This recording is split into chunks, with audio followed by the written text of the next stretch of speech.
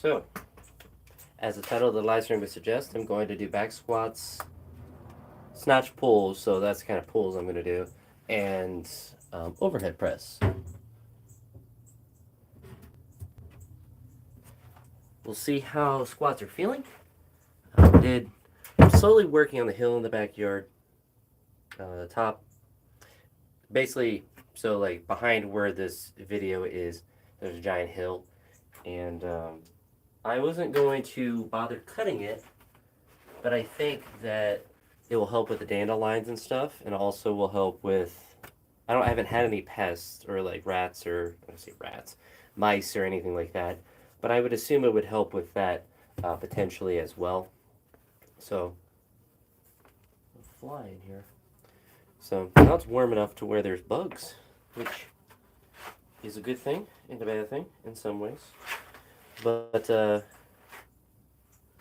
what's up? There's flies flying around. Flies flying. Um, but try to squat up to 225 today, and then do a drop set with 200. Maybe for a triple. We'll see how it feels. Maybe just for a single, and then at some point I need to find my knee sleeves, but I've been liking using the knee wraps. I just don't want to use it for the competition just because I have to fix them a lot. But what I was talking about, Daniel, before you popped out, I don't know if you heard, but I'm working on the hill in the back, just weed whacking it down.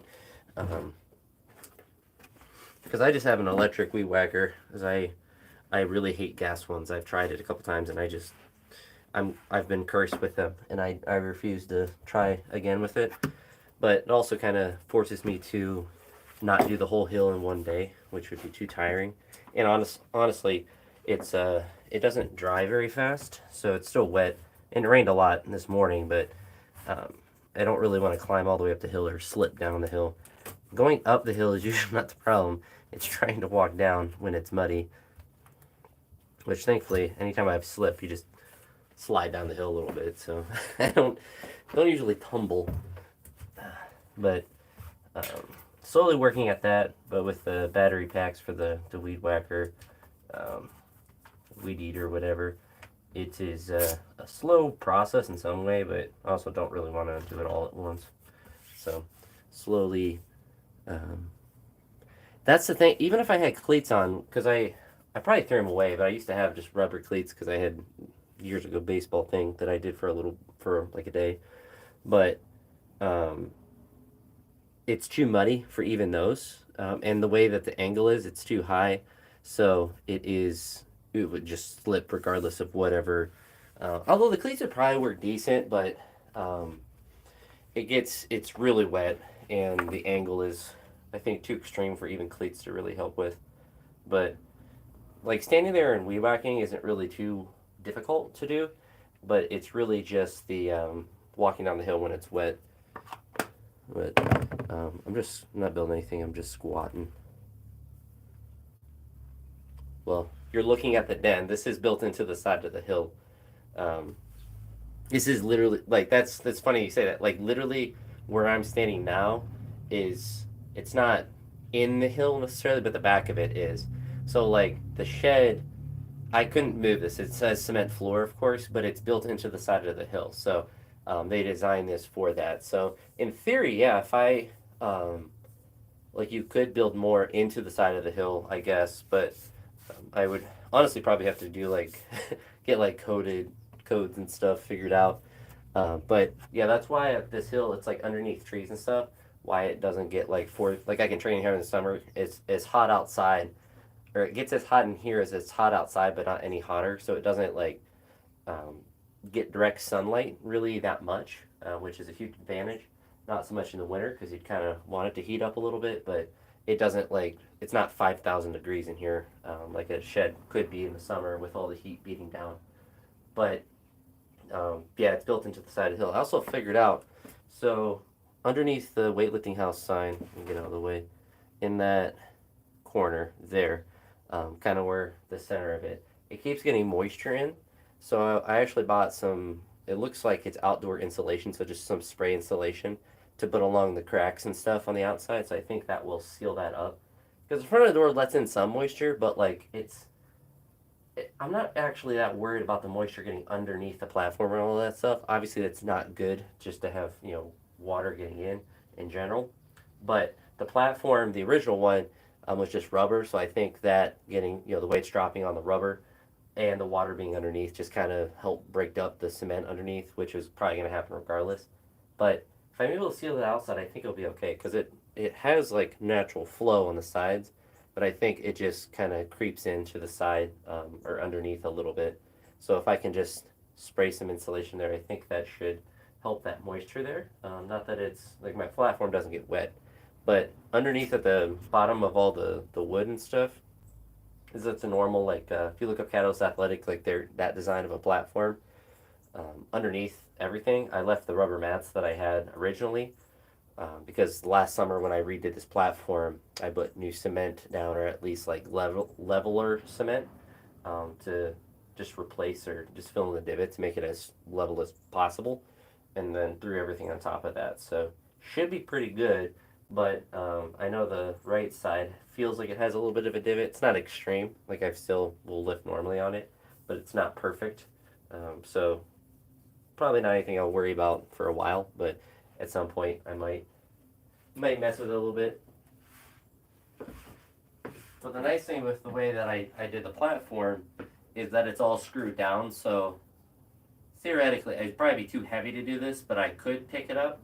I don't think that's possible. I think it weighs way too much to do that, and it might mess up the wood. But I can unscrew all of the pieces of wood because I don't have anything nailed in, and just take off the pieces and then analyze what's wrong with each layer. And maybe it's the cement all the way underneath, or maybe it's just something different. But um, I'm not too worried about it because it's not too extreme.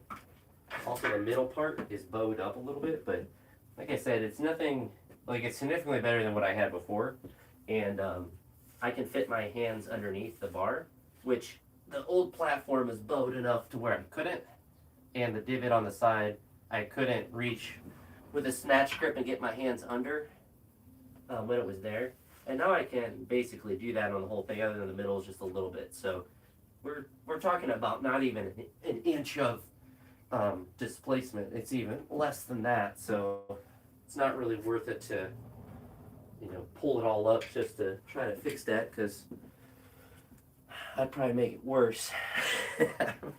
It's pretty close to being, I won't say perfect, but it's pretty close to being good. But like I said, the goal is 225 on the squat again, and then maybe 200 for a triple. We'll see how that works. um, Relatively warmed up, just been drinking coffee and doing yard work. So today was a PD day for school, so I didn't have students.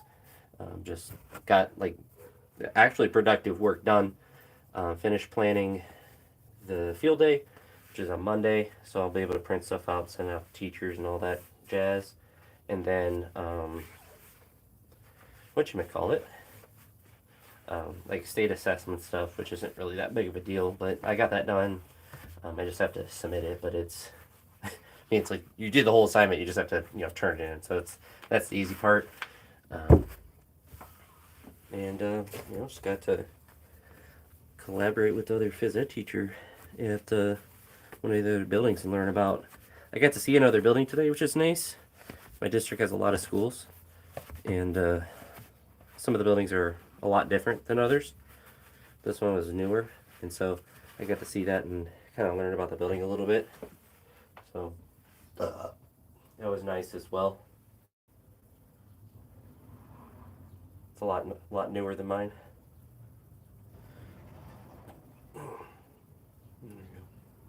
But yeah, I don't know. I love that it stays light for so long. I know it'll probably be dark by the time I go in, but um, I'm K to two, so kindergarten, first grade, and second grade. And this is my first year just having that.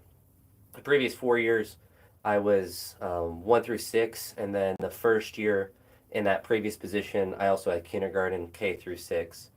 So all my actual teaching experience is K through 6 in those years. Student teaching I did at the high school level, ironically, and my first 4 years I was in special ed, and I had 4 or 5 in my first year of that. Then it was 4, 5, 6, 5, 6, and then it was kind of mostly six at the end. I think I had some fifth. It was fifth and sixth at the end, but mostly six. I didn't make it all six, but um, then I was off to the phys ed world. So I've had third grade. All my students that are second grade will be third grade, but I don't currently have current third graders. All right.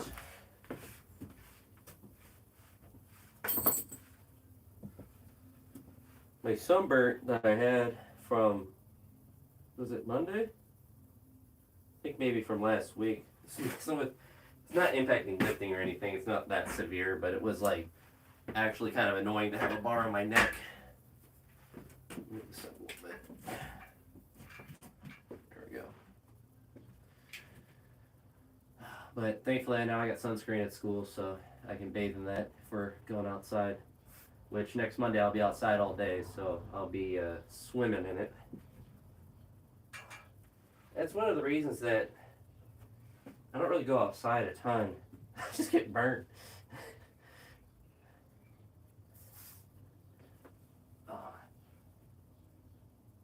I should make that more of a point in the summer, especially in the mornings. So obviously if you go outside all day, eventually you get to the hot part of the days, but there's no reason not to go out in the mornings. I also want to make sure this summer that I don't necessarily force myself to go to sleep early, but just, like midnight every night. Because I won't really need to wake up early, but I also don't want to stay up till like 3 in the morning and just sleep in, because the quality of that sleep, even if you get the correct amount of hours, it's just not as much when it's not at the consistent time.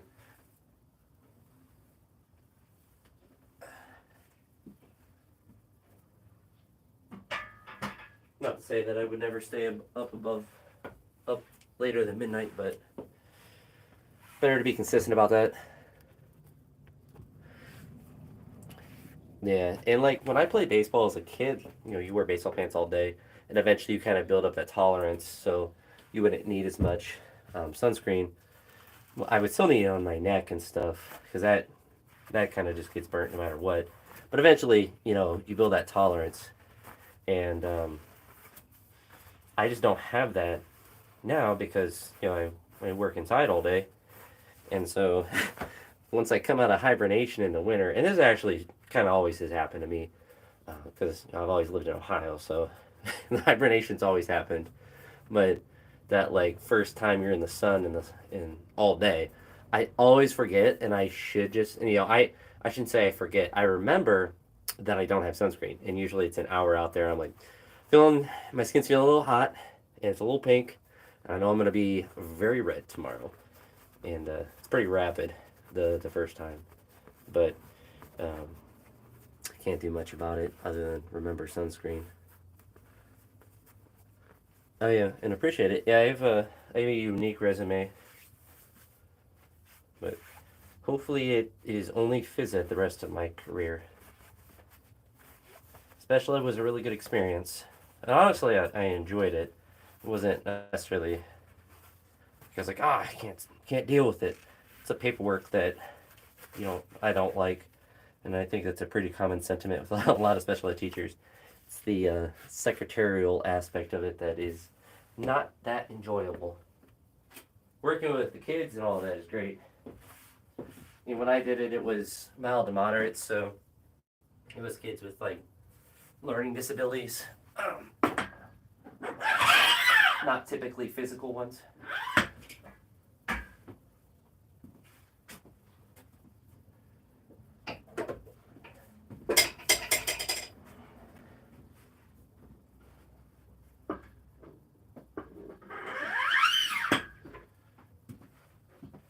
Some sense a different kind of thing, but yeah, outside all day is not the.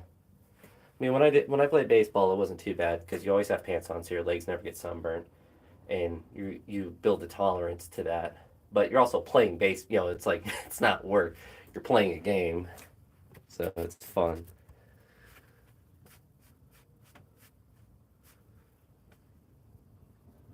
Yeah. No, and it's difficult to find obviously time for all kinds of schooling like that, but it is a really rewarding thing to. I mean, really, just to work with kids in general. It's not that part hasn't really changed, like the rewarding aspect of it, but seeing the part of special ed I liked the most was I had some kids from fourth, fifth, and sixth, so you'd really see their growth over the year because it's actually very similar to training. Day to day, you don't really feel any different or stronger or any different. I say that twice, but in a 2 year or 3 year span, it's pretty significant what can change, whether training or teaching or whatever. And each individual day, you don't notice it, but then when you look back at stuff that they had done or what you had done with them, and then you see what they can do now, it's like it's kind of crazy. And I won't get that. I don't get that as much now, but I'll get to see the kindergartners eventually, first and second grade, and see that difference.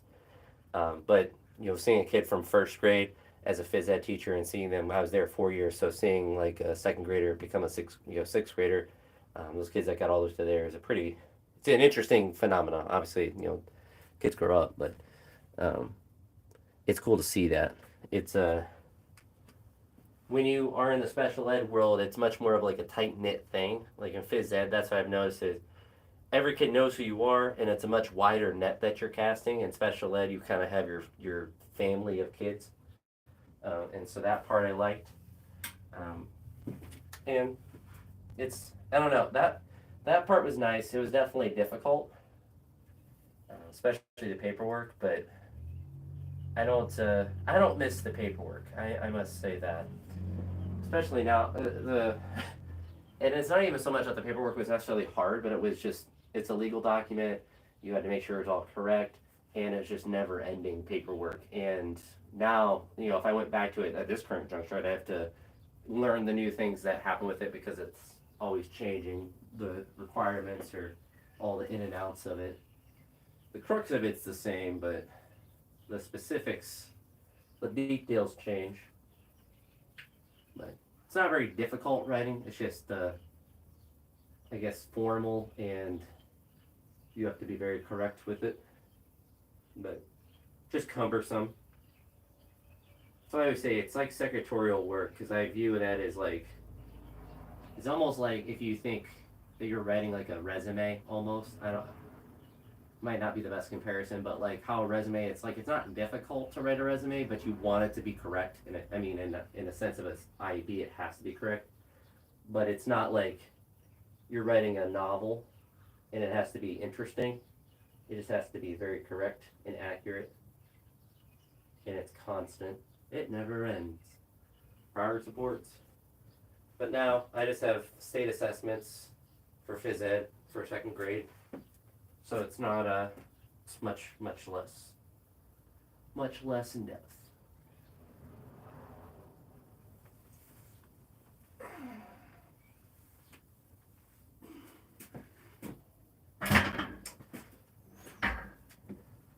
I think the easy way to think about the difference of the two is the intensity of special ed was spread out between the day to day as well as before and after school with all the meetings and paperwork. With phys ed, it's much more on the day. All your stress is condensed, and then once you leave, it's all, there's no, I don't have to go to meetings and stuff for it.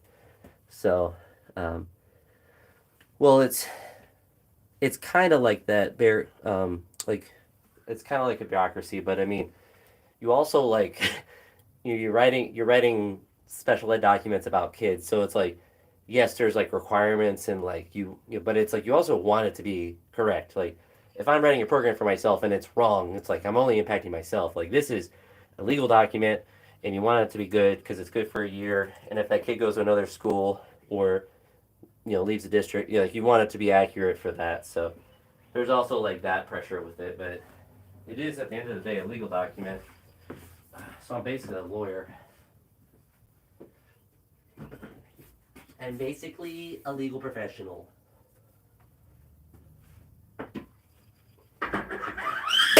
Instead of legal eagle, I'll be the legal beagle. I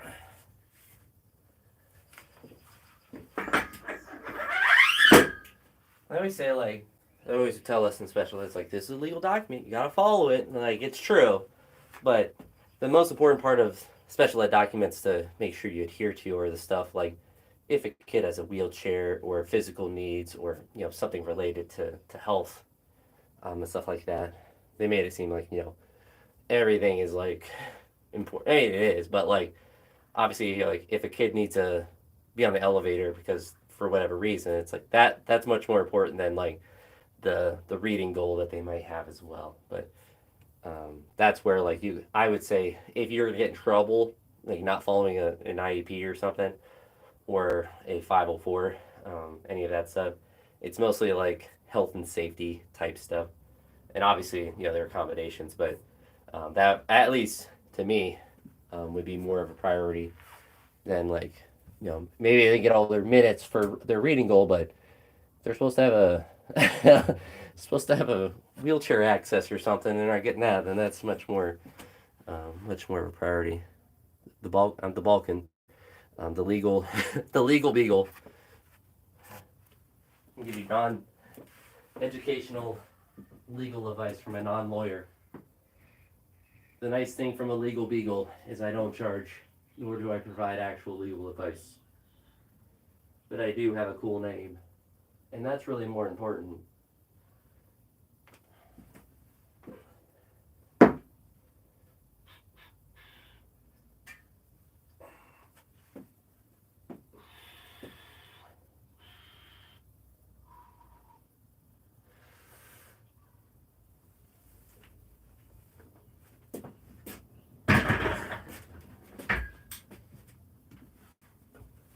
This week on the Legal Beagle, I find a squirrel outside and bark at it.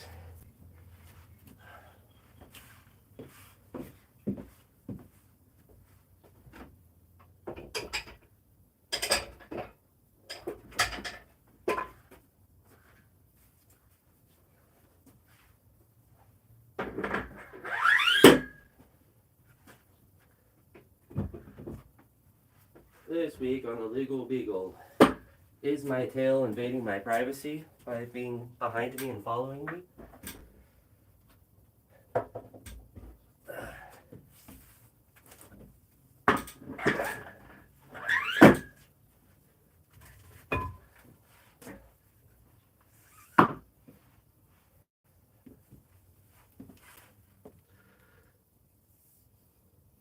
Pro bono, what a guy. Pro bono because it's not legal advice. That's the best kind. It's pro bono because it's bad.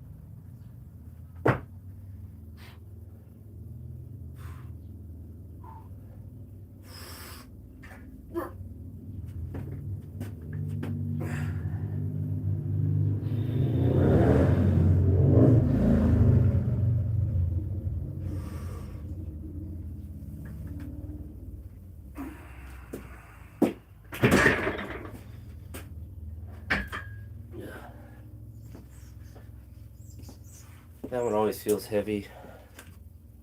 The 120 to 170 always is the heaviest jump.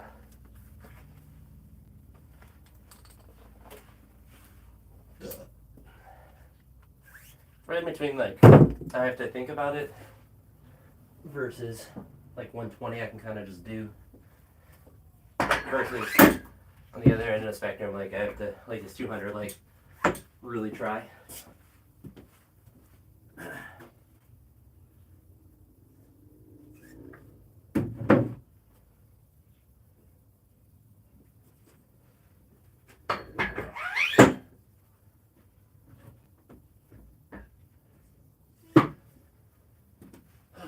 Let me do the wraps, boys.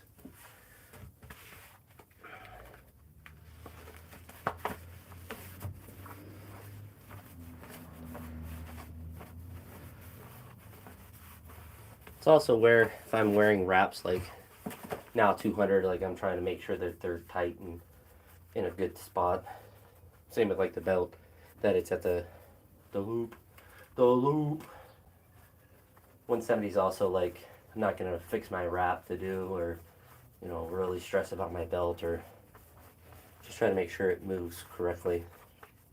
It's really all I'm trying to do with any of the weights, but 170 like just make sure I do all the correct things I need to do on the next weight.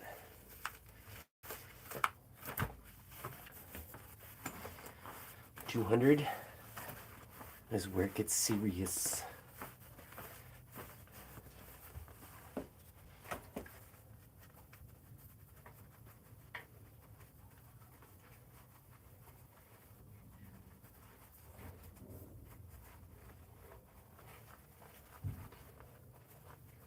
Real serious.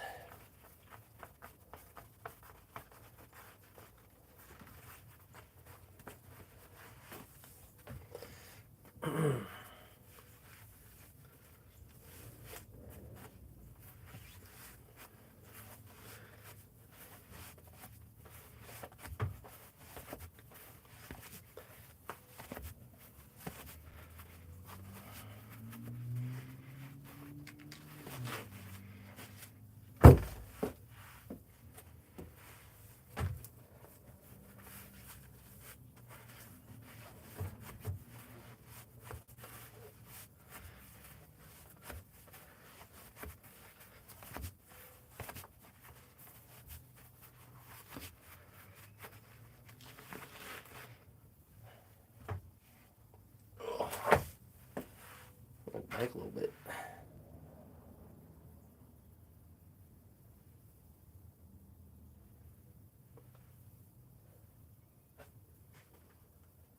All right.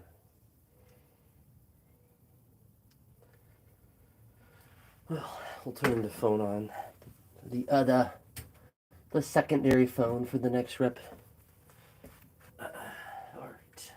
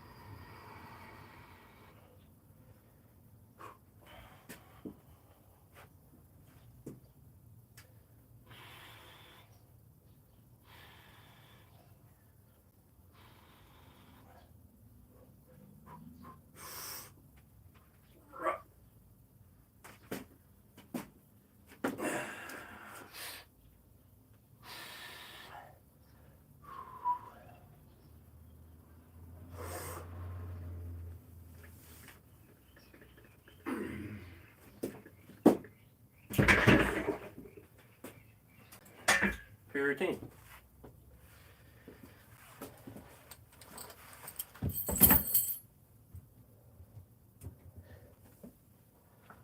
Some might say lightweight, baby. Low back kind of twinged a little bit when I was just walking around before that, but nothing on the actual lift. That was weird. Broke my back, spinal. It's over.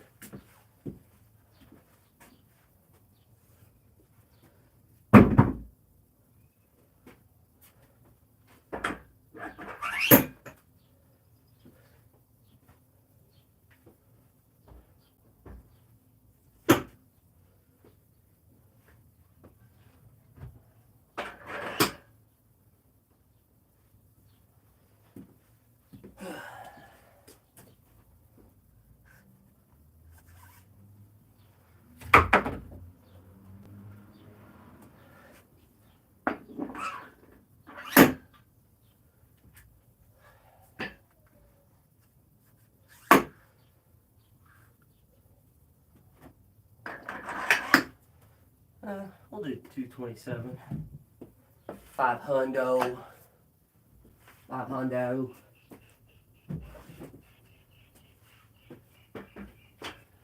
500 units of freedom. Absolute bald eagle. Bald eagle. Yep, spinal. It's all ogre.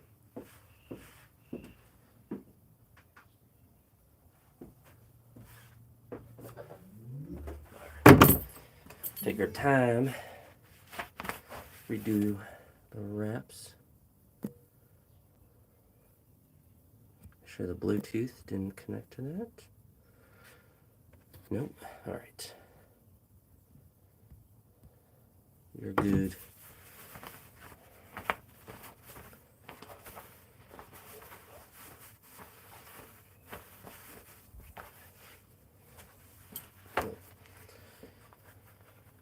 So this would be 227. Let's go with the same sound as before. Didn't pick up on the copyright, so must be a banger.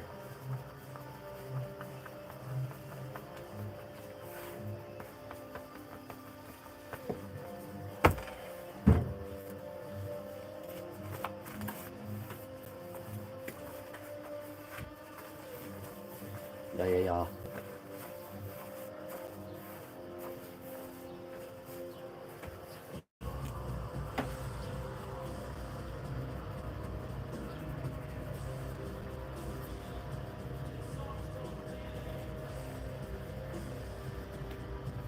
I don't think I'm going to do the 200 drop set. I really don't need volume at this point at all.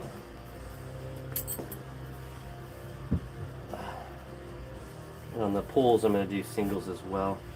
Overhead stuff, I think volume will still be okay. I mean, it really is next week, so.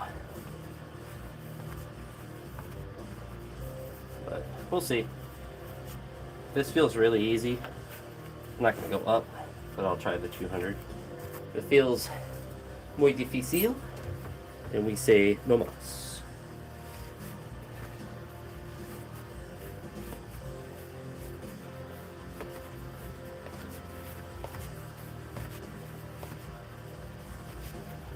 Alright. I am, with my knee feeling better and feeling more confident. I don't know if hype's the word I would say. I feel ready. I think I have a chance to lift good numbers, so. If I didn't think I did, then I probably just wouldn't do it. I wasn't, like, if I wasn't confident that I could hit good numbers or, like, competition PRs and stuff like that, then I just wouldn't do it.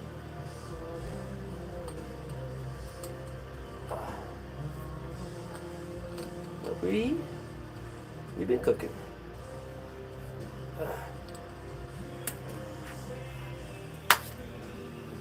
All right.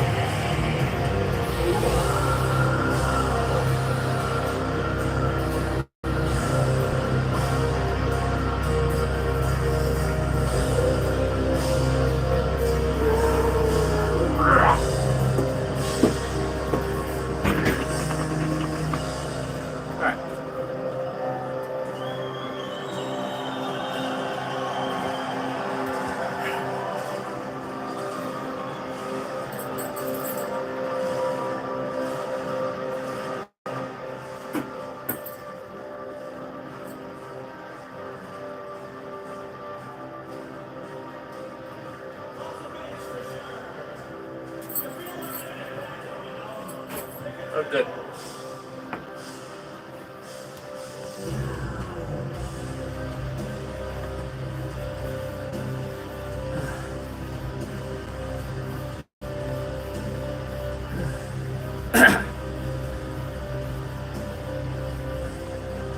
All right, we're gonna hit some pulls,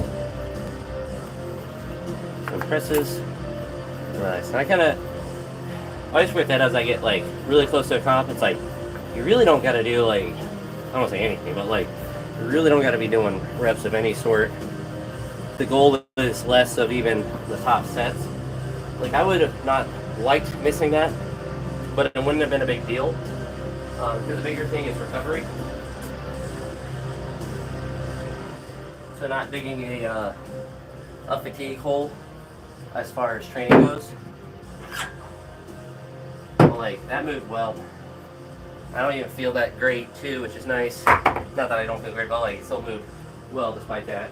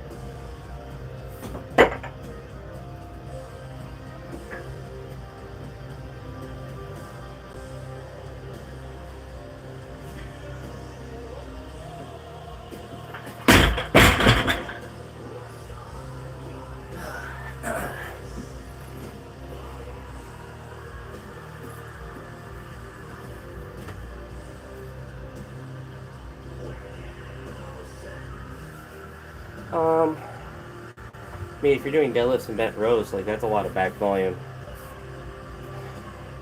If you're looking for, so those are two pretty like movements that are pretty taxing neurologically. So you go pretty heavy, obviously, on both of those. So I think doing something like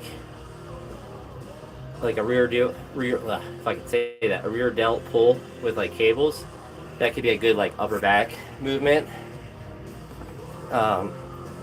And something that's like neurologically not as difficult to do. So that could be a good one.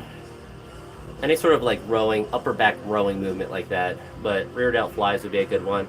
You could also kind of mess with, a lot of people like to pull it high, and that's not bad. But you can adjust the height and then think about pulling it lower and not necessarily pinching your chest out, how it looks like I'm doing, but thinking about squeezing your scaps low. So thinking about, pinching your scaps higher and then above, all the essentially just doing face pulls. Face pulls are just, that pulling motion at different heights. So, above for the really upper back and then a little bit lower. And I've been liking them like right there to really, in different parts to really kind of feel my upper back a little bit. And kind of, I don't know, rear delts truly, but like different parts of my shoulders and stuff. So that would be a good like finisher movement there. And one that's not going to like you're not going to do a deadlift and bent row real heavy and then not be able to do those. So that would be my recommendation. 3 exercises for your back is a lot too.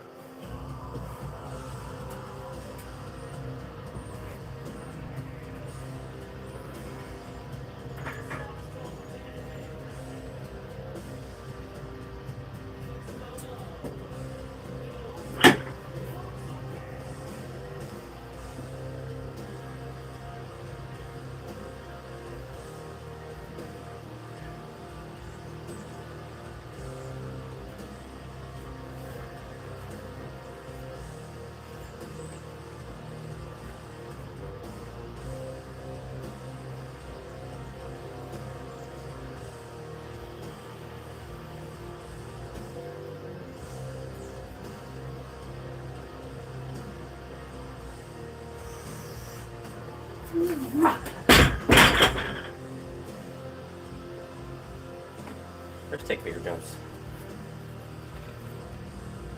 About a 40 and 60, 80. Yeah, no problem. That's usually, I mean, if you're thinking of accessories, you obviously have to think of stuff that's going to work, but also, like, compliance.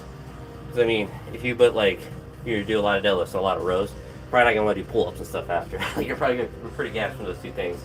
So, like, another, at least for me, like, let's do, like, something like that. Rear delt pulls are just, rear delt flies or pulls or whatever, face pulls or whatever.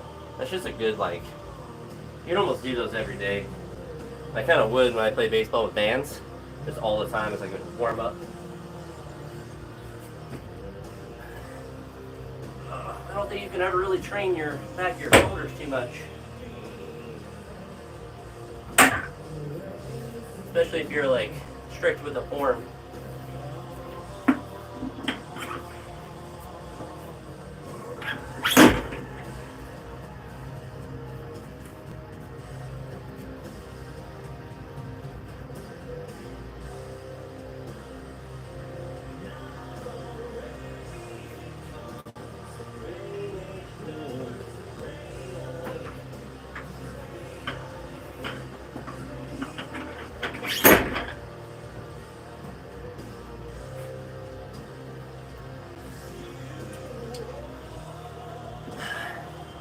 I sat too much today.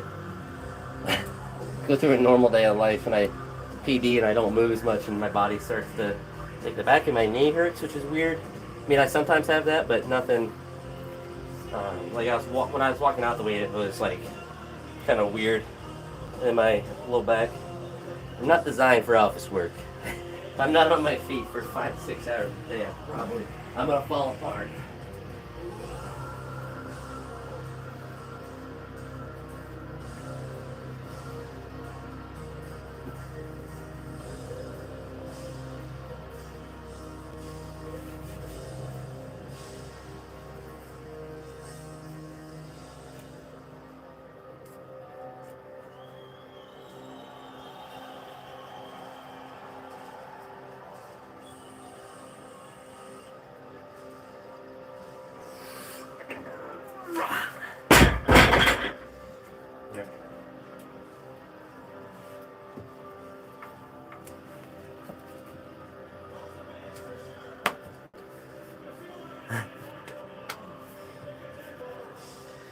And I think I would, I mean, in special ed, I was definitely more like in an office. Like, I didn't move as much, but still kind of, no matter what job you have as a teacher, you move a lot. Obviously, as a phys ed, you move a ton, relative to even teachers, but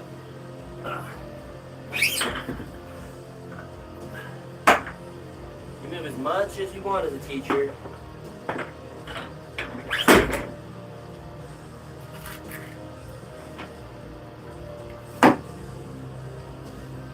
If I ever like really wanted to cut weight and like really expend energy, I could walk a lot of steps or move a lot at work. But you kind of have to balance it with not being exhausted.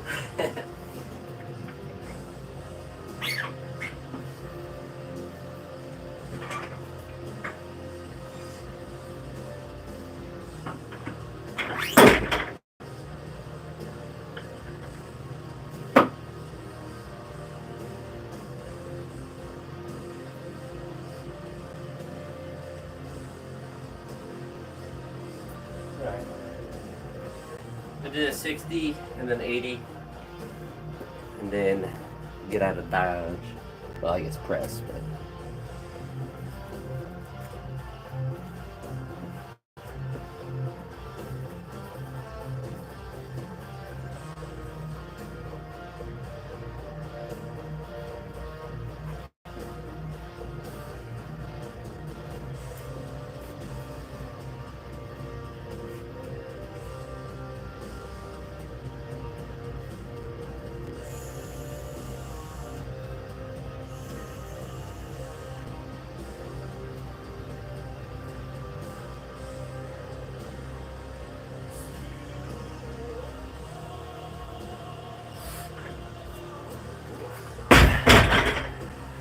Almost snatched it. I thought about it.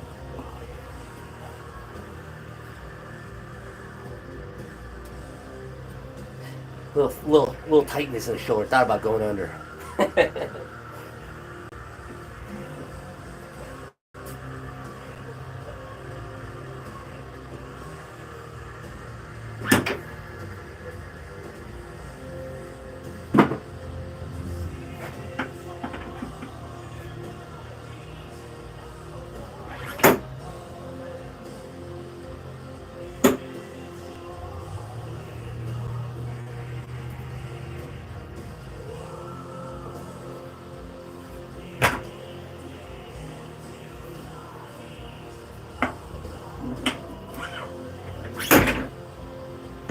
My friend, when we started weightlifting together a lot, he's like, you ever do pulls and like you just think, how can anyone ever go under that? I always kind of had like, not with a pull, but with like squats. Like I had front squat, I'm like, how does anyone do this? Like I would like do that, like a heavy front squat. I'd be like, I don't know anyone like does anything with his weight. Because like I can pull like, 200 kilos and I'm like, yeah, I could, think about, I could visualize what it's like to go under. But then, like, once I have it, like, I'm just getting absolutely destroyed. It's like, yeah, I can pull it up and pull myself under and then just explode. Not up, just in pieces. Alright. Just 180 and then some pressy boys.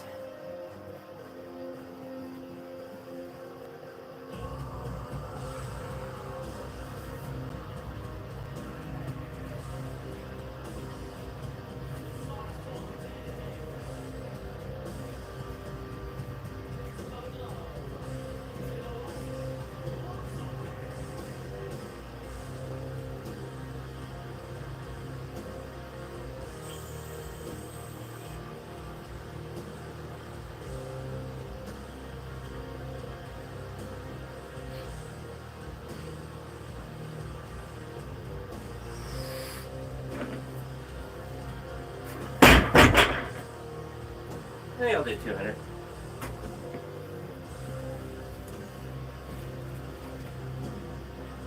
Only if Hill's Daniel tells me not to, I won't do 200. I'll sprint do it. I'll sprint and do it before you can say anything.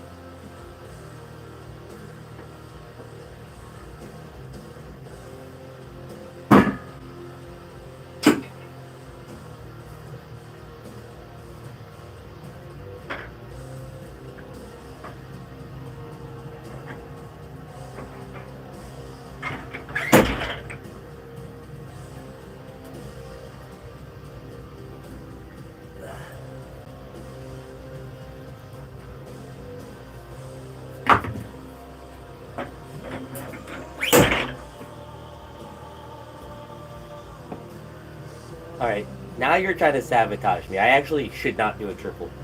I unironically should not be doing reps. Because I have snatch and clean jerks tomorrow. But if this moves out 180, then I might just go to 227. Do the same as I did with my back squat. But we're not tripling it, because that will fatigue me way too much. That will actually put me into the dirt. I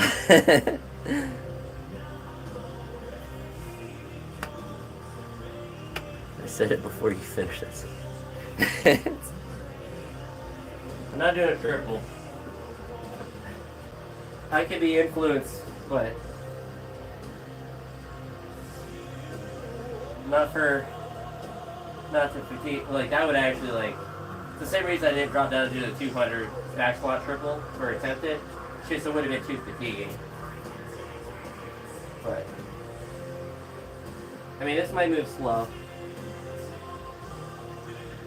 Oh, where I might snatch it.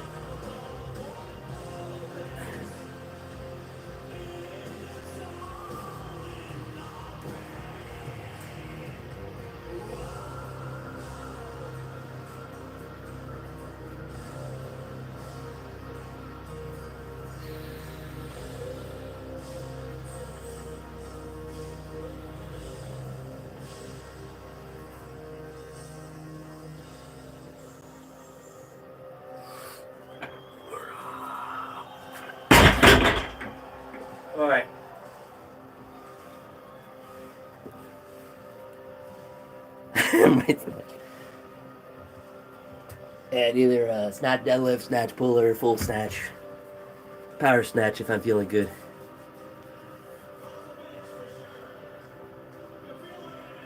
So I'm so fat, so Mr. No. No, a triple would actually would not be smart to do. But we will do. So this would be 210. Oh, we're gonna have to load like a maniac. So 210, 215. Oh, we're gonna get all these tiny plates on. Cheese and rice, Batman.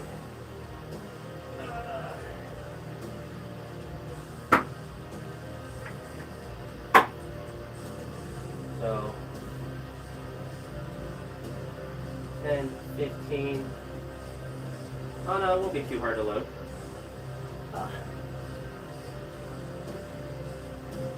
10, 15, 19, 22, 27. Easy maths. Haters say I can't math, and I be math.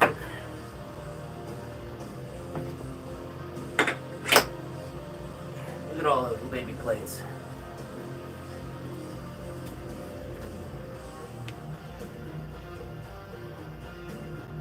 Oh, that's good, yeah. It's a good, I would use it as like a warm-up. Not, I hate the word primer, but like, I would just use it like on either day so you're not really doing the lifts and you just want to practice them a little bit, or like before you do them. Oh.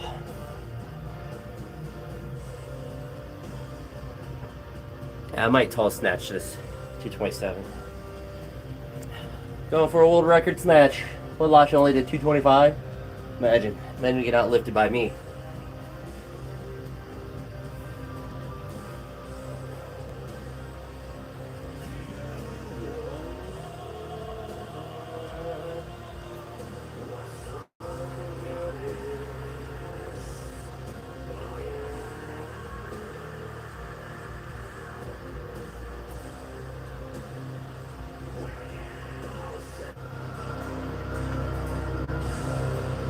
Pretty big jump though. Alright, see what happens.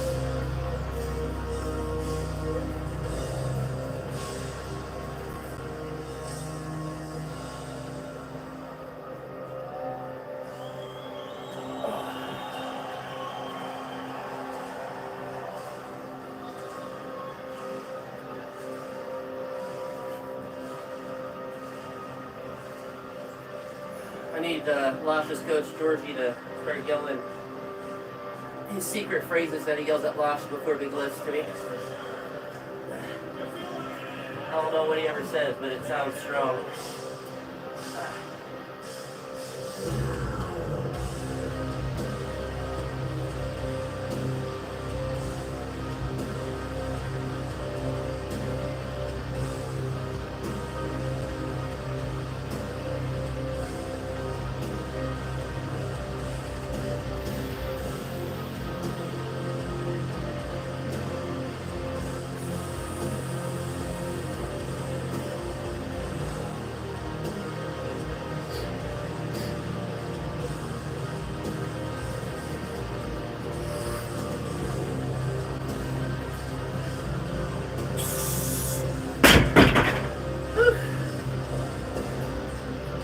That's really it.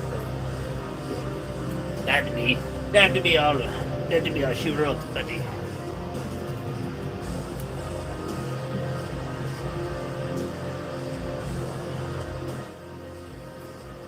Snatch deads like that are weird because I always feel like the part that men only have gets in the way of the bar, but only on that particular lift. And I think it's because I'm like rolled forward a little bit. And because of the sheer weight, it's pulling me down a little bit. So it's just like standing at the top is really uncomfortable. And I never have that on any other lift.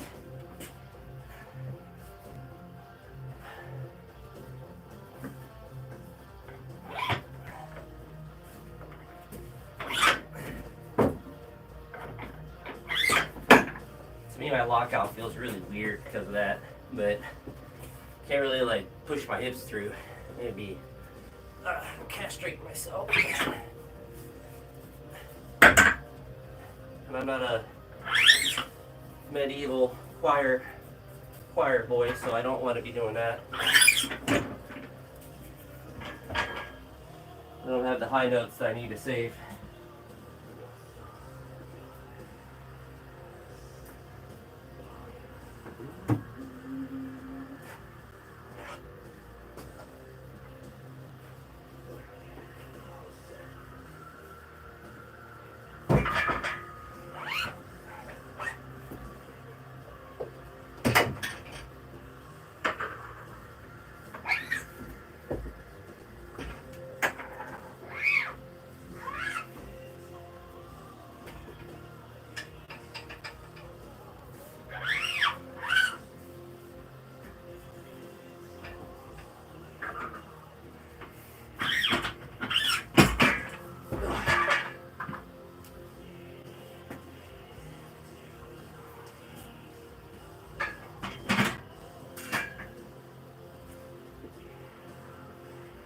That was good though.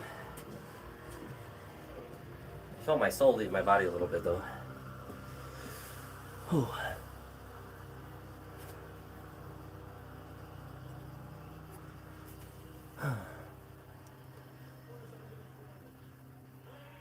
Dude, I can't. That sucks. My Uncle Rico used to be able to throw a football over them there mountains. I wonder if it was the same uncle.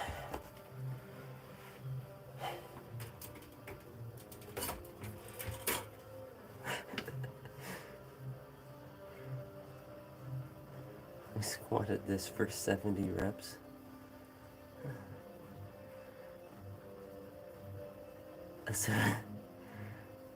I actually don't remember the that from Weightlifting House podcast. I'm just thinking of Napoleon Dynamite. But that does sound like something Max Aida would say. Those were the days when Weightlifting House had a good podcast. They had the news show. I don't even follow them on Instagram anymore. The editing. And it's I don't know who it is. It's the I forget his name, but he's a weightlifter, and he does all the editing now, and it's cringy. I don't like it at all, and it's not necessarily like, it's weird to say because it's not bad. It's not like poorly done, but it's definitely built for like TikTok audiences, and I haven't really listened to a podcast in general in a while, but the Weightlifting House one was definitely. I even had the Patreon one for a little bit, but they kind of gave up on that, and then the regular one just kind of died off. But I don't even know if they still do it. Probably do it once every 4 months. But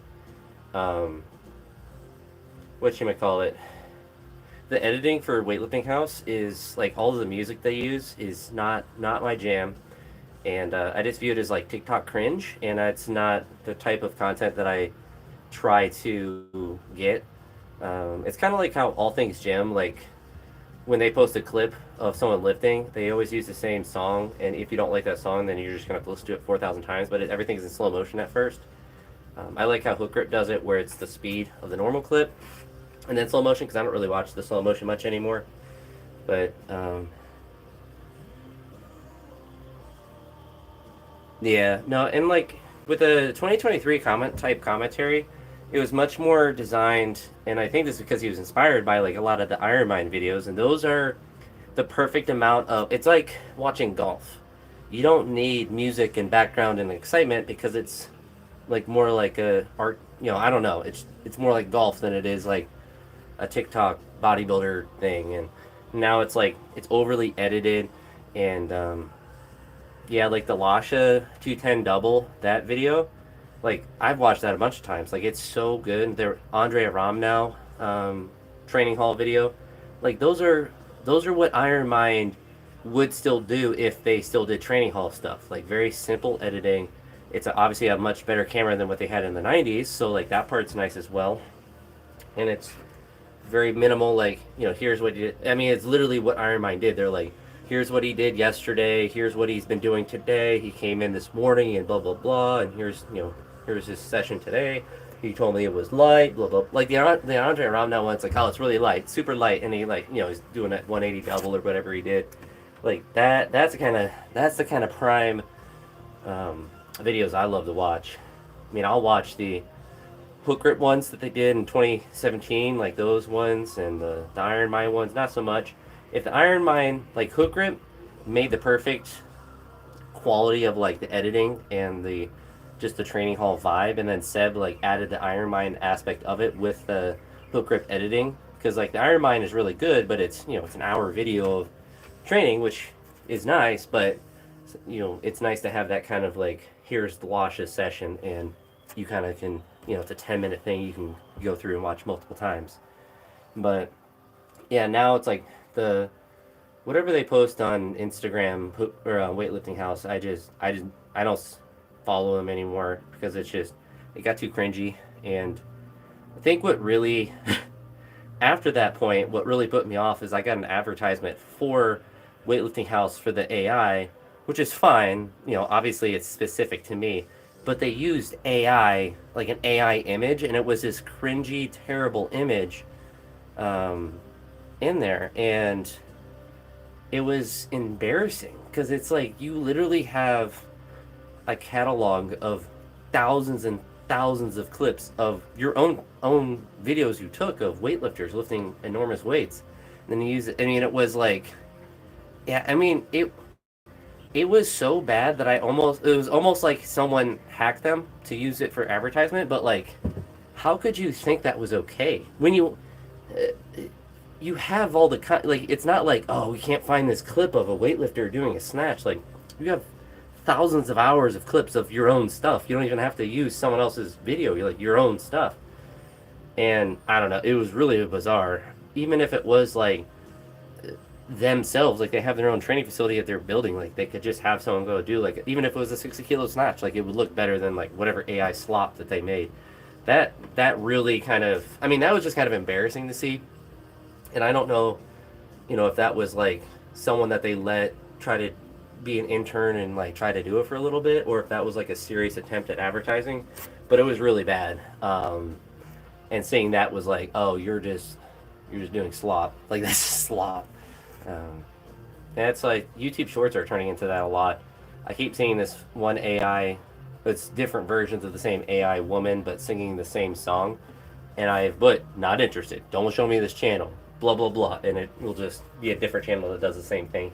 And it's interesting because it's a terrible song. It's not even good, but it's like clearly AI slop. But it's like a different channel that is doing the same AI slop song. So it's really bizarre. But unfortunately, that's just a lot of people that are just, there's not a good system to kind of prevent that sort of stuff. But unfortunately, Weightlifting House is, I don't want to say it's gotten worse necessarily, but like the audience, they're truly trying to appeal to like TikTok type audience. And I mean, to be frank, like if you're thinking of people who are going to pay and consume weightlifting content, it's people like me who have the obsession with it and have money to spend on stuff. It's not going to be TikTok people. So like trying to appeal to that audience, I don't think is correct. And I think the direction that he had gone at the beginning was, the news show and like all of that. It was more work for him. That's why he stopped. I'm sure stopped doing the news show. It wasn't like, and he tried to do it every week. Like if you did it every month, like this is the January news show, this is the February, every month, then it would be much more sustainable, and you would have, a better collection of lifts, and then you could provide updates, and then you could advertise, this is the weightlifting AI, this is the competition that we're gonna post coming up. But I don't know. It's just, and then they have that subscription thing with Weightlifting House, with their show thing, and I'm like, I don't want a subscription. Like, if I'm gonna watch a competition, they should be able to do the Olympics, and that they can't get that. That's not really their fault, but,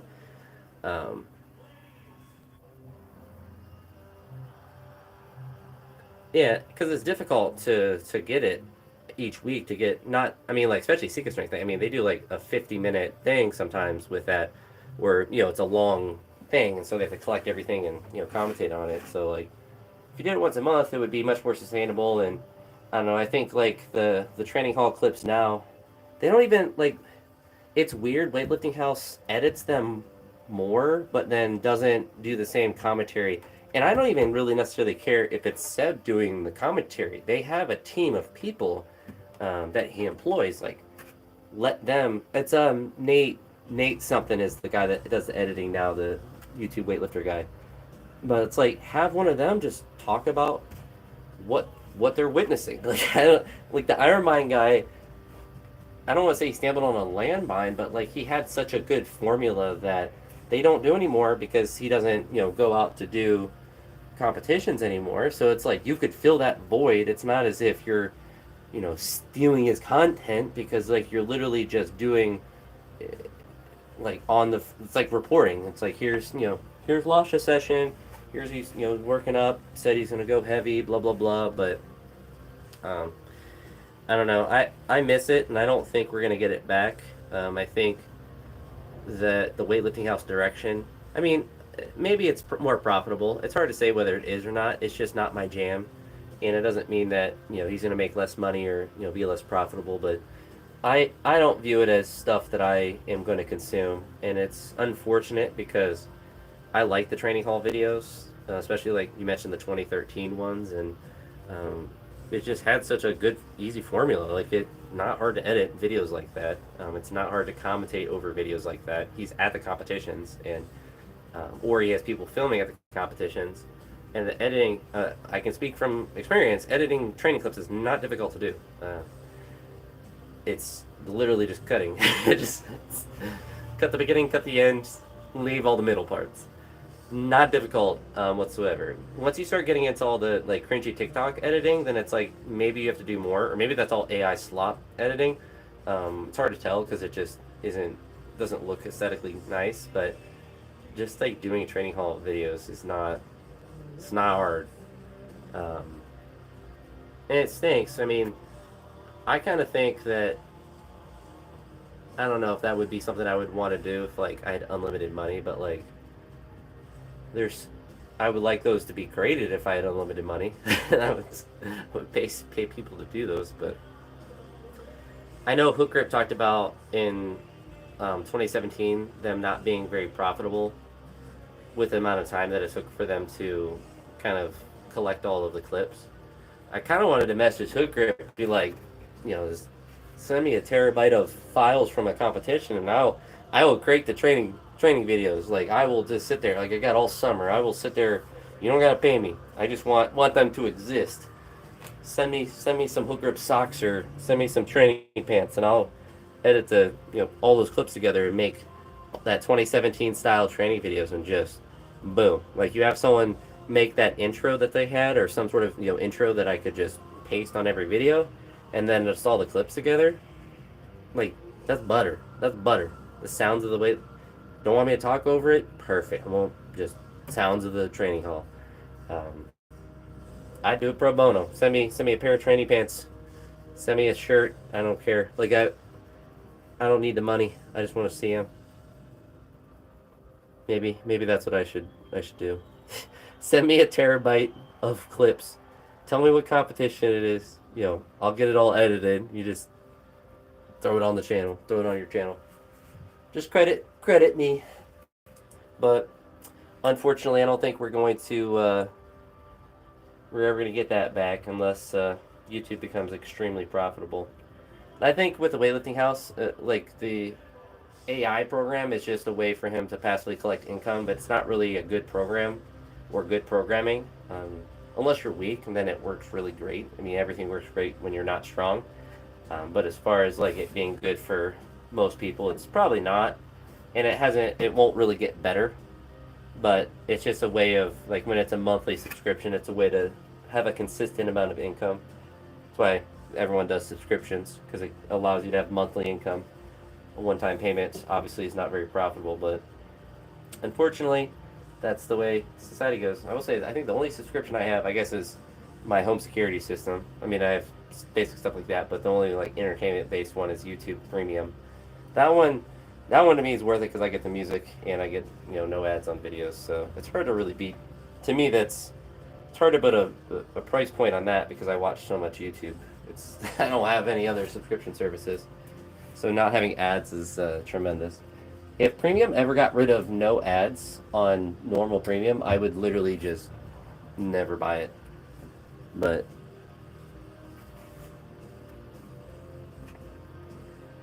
yeah.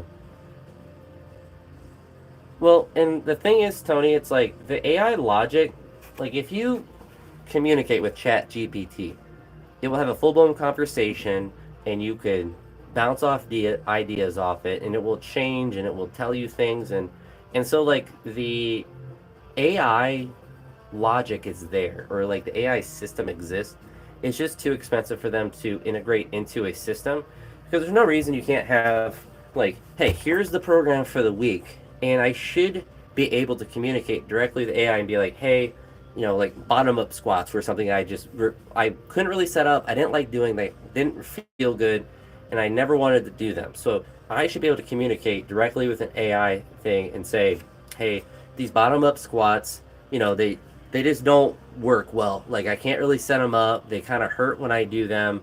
I don't like them. We need to, logically substitute these out because when you substitute it in the app, it would be like, all right, instead of doing 150 kilo bottom up back squats or front squats or whatever it was like, all right, just do 190 back squat triples. I'm like, all right, you're going from what should be a pretty low intensity lift to like a very difficult lift and it not making sense for like the programming sense and it going like I would never do them and then I keep swapping them out and it would never learn that like man this guy's not doing them like at least the minimum it should be like all right he swapped it out 4 times in a row like probably just never gonna do them. We probably should just stop programming them.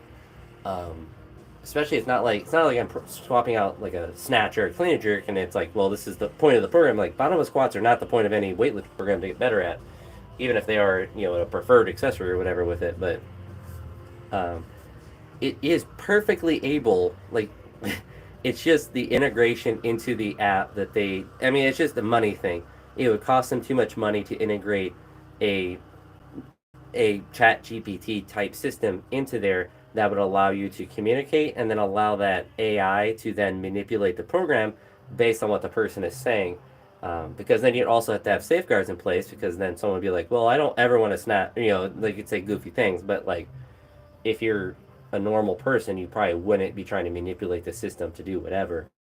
But that technology exists. Like I could write a program out, paste into the chat GPT, and have a full blown conversation with it to where it would talk about it could calculate the volume and the intensity, give me recommendations, and it would have all that. You would get that AI system. I haven't done it I've experimented before, just like throwing stuff in there, just for fun, but um, you can do that with the system, and it would communicate stuff with you, and it does. It's not impervious to default, but like there wasn't any communication aspect to the weightlifting, and I think that's where if you're going to call the system AI, there should be some sort of conversation part to where it's not just the back end system that's just pumping out programs. There should be a communication aspect because that's what you're trying to pay for. An AI system is like, oh, it adapts based on your needs. I'm like, good. Let me communicate with it and say what I need. Maybe I can't snatch for a couple days because my shoulder really hurts. Like, I shouldn't just be able to. I should be able to say to the system like, hey, my left shoulder hurts. I need 3 days of nothing, or I need light snatches to build back. Whatever it is, and then it would be able to change what you have, like what an actual coach would, because I don't think programming is that difficult in the sense, but like I could see a system like that being useful for someone that is new to programming for themselves, because you or I or Hills Daniel, if he's still here, it's like if you lift enough you kind of can just change things. Like you don't need to talk to a system to do it. But if you're really new to weightlifting, like maybe you don't know if you should work through something, or if have whatever, you're able to make those adjustments. But if you're newer to lifting and you have that system to like bounce ideas off of, you can have something that has some logic to it to kind of not necessarily challenge you, but to at least like talk through things a little bit with. But it just plops out a program and says, this is impervious. And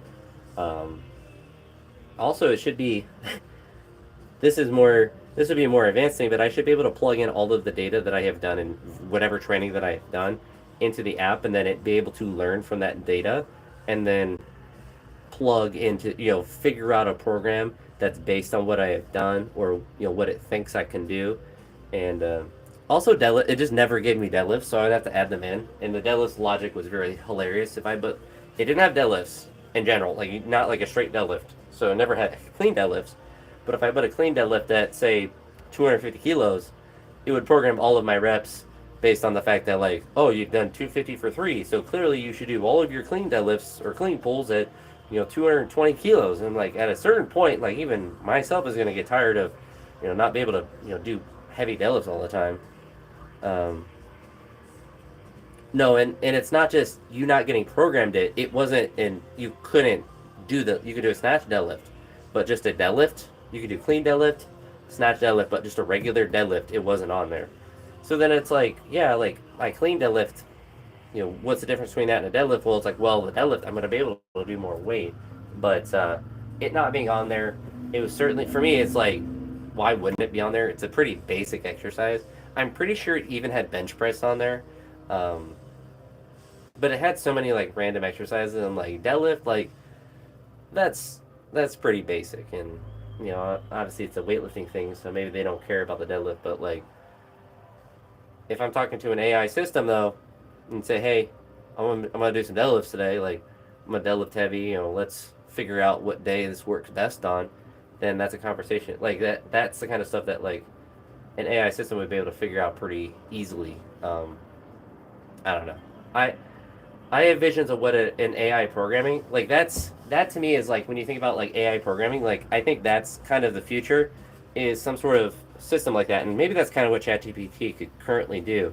But it's like where you have a program, you have everything, and then you can talk about it with a logical system about how it should or how it thinks you could adjust things, and help you calculate volume in logical ways, and to assess it, like, because it has a deep understanding of whatever, like you could say, like, is this kind of pressing sufficient, or is there like different muscles that I'm not using enough that I should, it would help you think logically about accessories, because it would have all understanding of anatomy. Like maybe it's like, oh, you're only overhead pressing, like you should add this accessory in to work on a different part of your shoulder, where like you would have more knowledge than even a regular coach.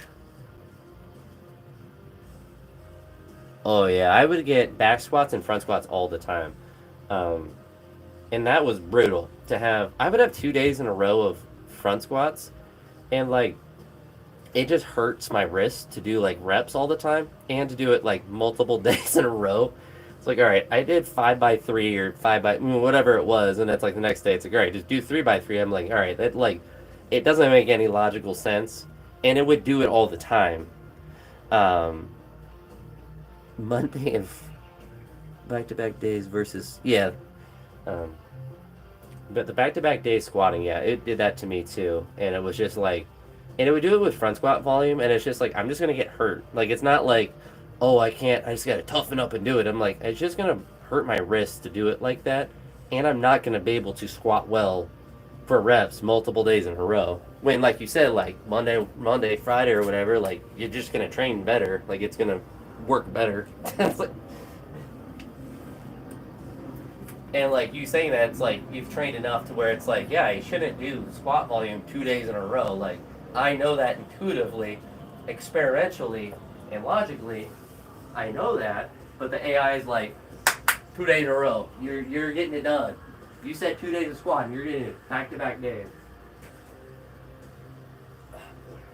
Like what program is actually written like that? So it's just, and it's like, oh, you can go to the community and ask that. And like, well, I'm not paying for the community. I'm paying for a system that should be pretty close to at least give me a basic program that's correct. If I have to change the program to make it work, then I might as well just write my own thing.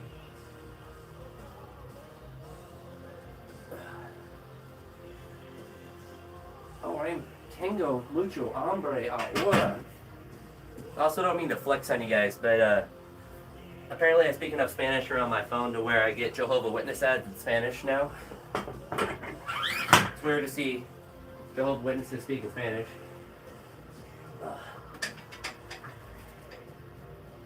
At least I think they're Jehovah's Witnesses. I don't know. They're speaking Spanish. It's ironic. I was picking up Spanish where Instagram's like, guys, dude, he might be a Espanol speaker, but like they're talking. I'm like, I don't know what's going on. But yeah, I would get Monday, Tuesday too with those, and I think I booked 3 or 4 days of squats. Sometimes I think even more, but like it would always do back to back volume, and yeah, it just logically hurts, or logically it just hurts. It hurts and it didn't work. All right.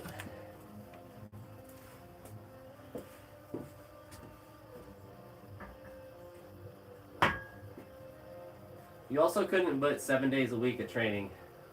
Like, I should be able to put as much, I should be able to put 20 days, 20 times a week training if I want. Obviously, there'd be an upper threshold to where, like, calculation get messed up, but, like, why can't I put 7 days? Why can't you figure out a 7 day of training? Not that hard. I've trained 7 times in a week. Many years. Many of weeks.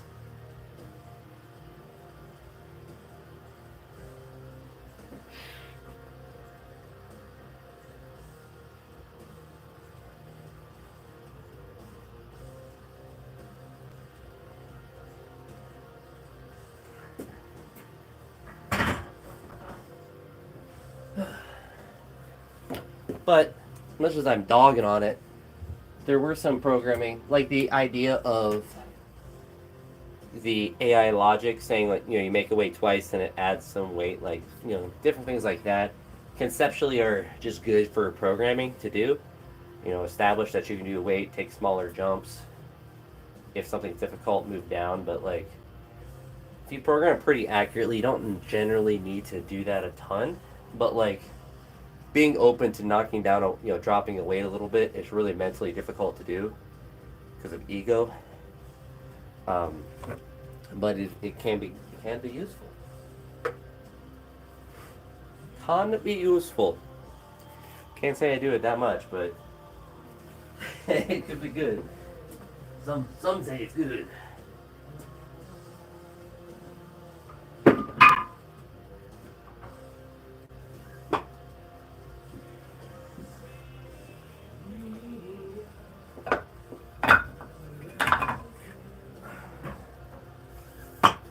I'm getting very hungry, so I need to actually start pressing.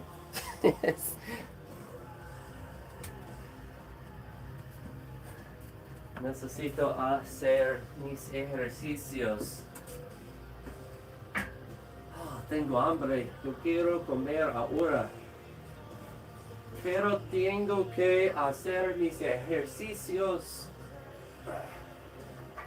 para mis brazos.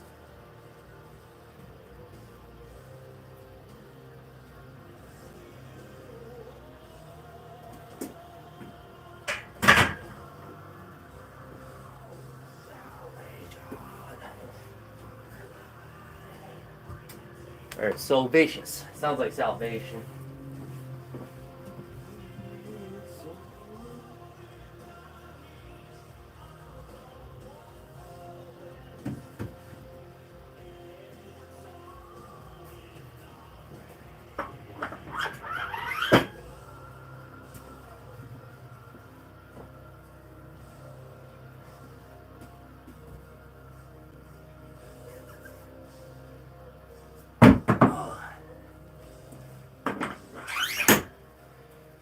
It's nice to be done with all my grad school stuff for, I guess, I think the 13th is when my next class opens, but it's only one class for the first half of the summer, so first half of summer would be really nice.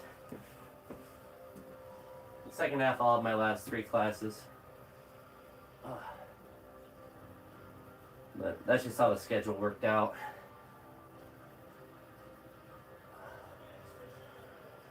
What stinks is, like, if I waited and finished in, say, the fall and did like 2 in the summer, 2 in the fall, then I wouldn't get a salary upgrade until next year, and you can only get one salary upgrade a year. So then it would push all of my upgrades that I could get back, because now I can go from column 1 to column 2 next year once I finish my master's, and then column 2 to 3, which is Masters plus 15 the next year, and then the year after that, Masters plus 30, which is just 30 additional like graduate courses hours. Um, and if I didn't finish that, I would have to wait till next year. That's a lot of money over a couple of years that I would be leaving on the table. But unfortunately, you can't do. My last district, I think you could do salary upgrades during the year, but that's really different district to district, so it's not really a end of the world. Plus, I mean, I get the money sooner anyway if I finish.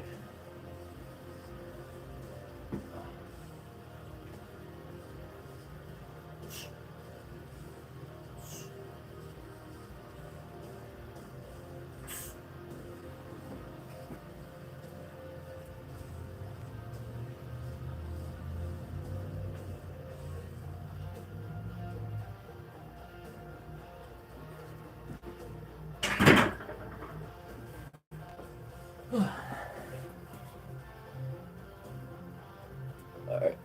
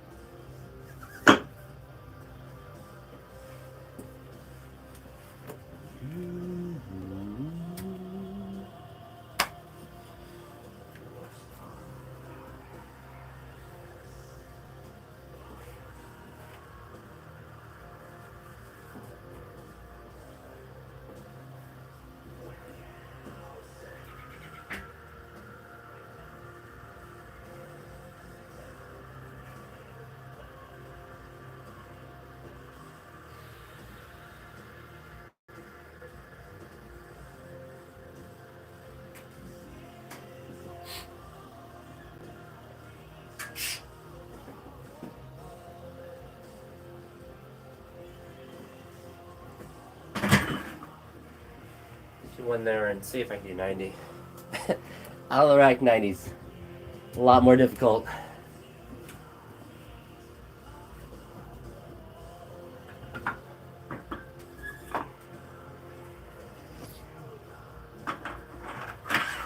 Hopefully hopefully at least one, maybe more.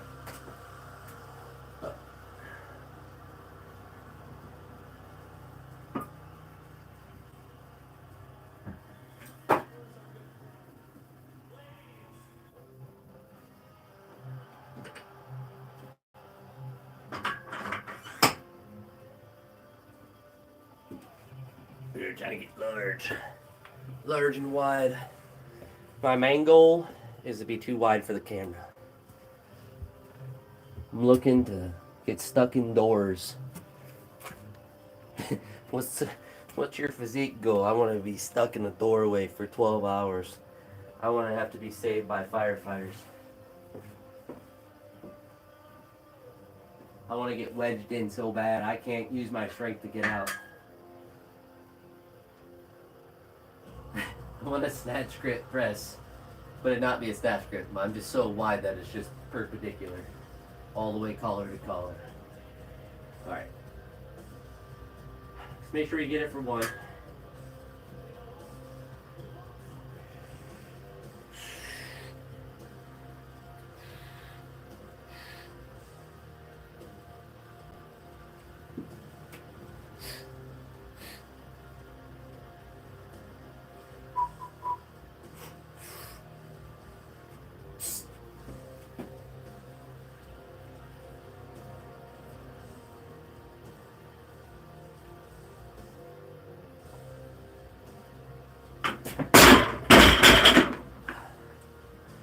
A lot heavier to do out the right.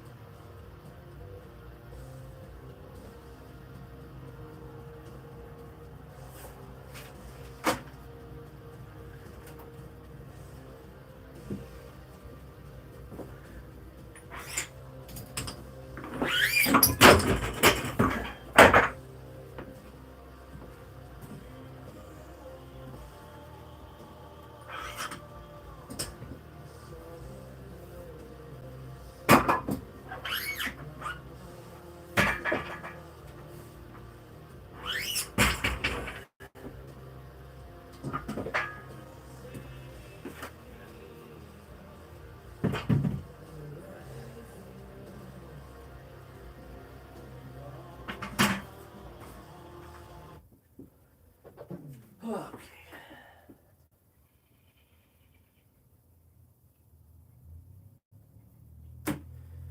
We out, boys. I think I'm not sure if I'm gonna train at the gym tomorrow or not. I'm gonna do snatch and clean jerks, so we will see. We will see. But thanks for stopping by, Tony and Daniel. Deuces. Deuces.